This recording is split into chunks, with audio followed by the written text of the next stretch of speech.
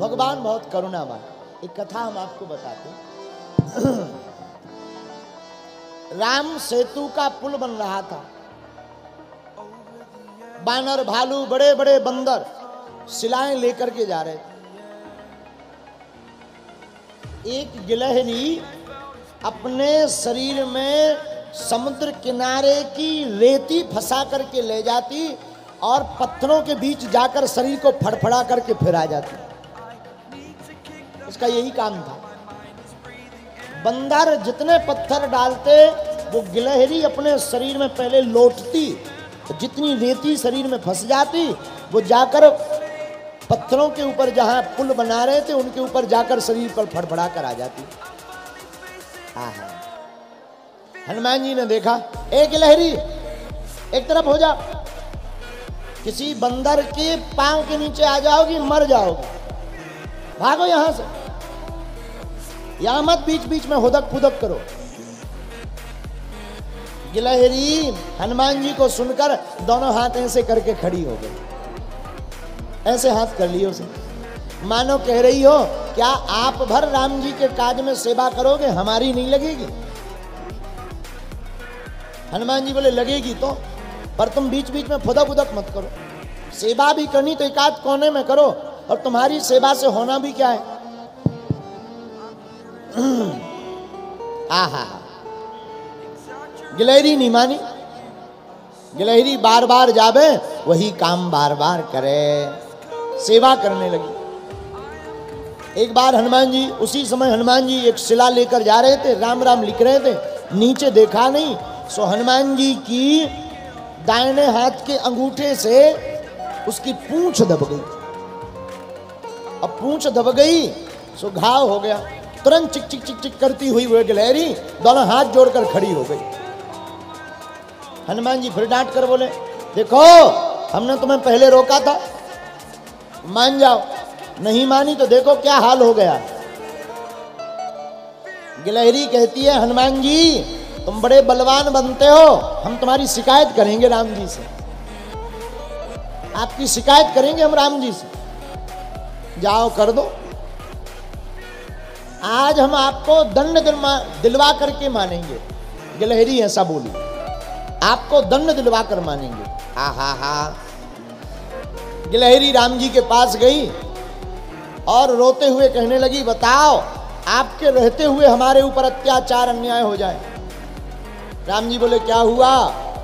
गिलहरी ने अपनी पूंछ दिखाई, देखो तुम्हारे एक भारी बड़े बंदर ने हमारी पूंछ में घाव कर दिया, अरे हम भी तो सेवा कर रहे थे। और दोनों हाथ जोड़कर राम जी के सामने गिलहरी खड़ी हो गई। राम जी को दया आ गई। राम जी ने अपने हाथ पर गिलहरी को लिया और 3 उंगलियां गिलहरी के ऊपर फेर दी। भगवान के हस्त का स्पर्श पाते ही गिलहरी का घाव ठीक हो गया। और 3 उंगलियां राम जी ने जैसे ही गिलहरी के शरीर पर फेरी, सोई उन उंगलियों के निशान गिलहरी के शरीर पर पड़ गए। राम जी बोले, अब तुमको कोई नहीं रोकेगा, हमने सील मोहर लगा दी है।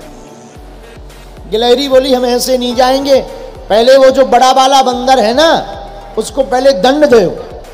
अगर आप सत्यवादी हो, आपके दरबार में न्याय की जीत होती है, तो पहले उस बंदर को दंड दीजिए।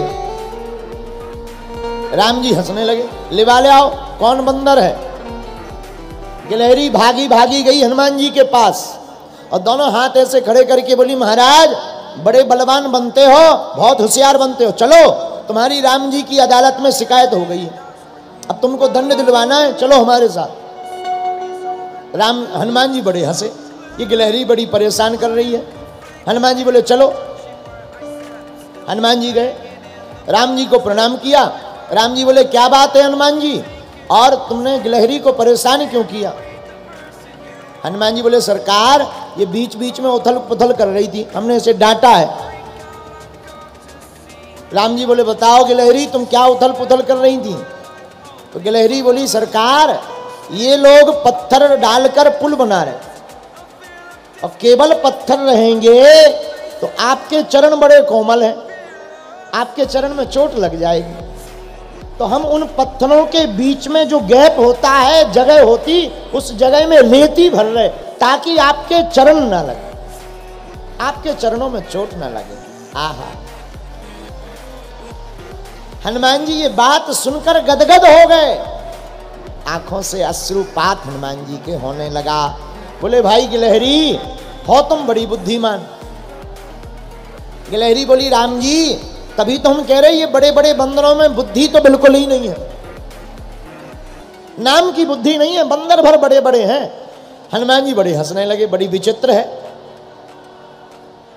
तो हनुमान जी बोले एक बात बताओ, क्या तुम्हारे छोटे से शरीर पर कण डालने से वो भर जाएंगी जगह, उन पत्थरों के बीच की दरार भर जाएंगी?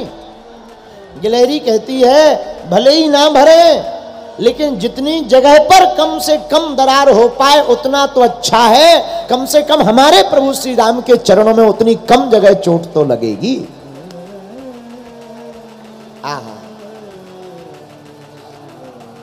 महाराज अब तो इस बंदर को दंड दीजिए, राम जी से बोली। राम जी बोले हाँ भाई हनुमान जी, तुम दंड पाने को तैयार हो? हनुमान जी बोले सरकार आप जो आज्ञा दो हमें वो स्वीकार है। और मन ही मन मुस्कुराने लगे हनुमान जी।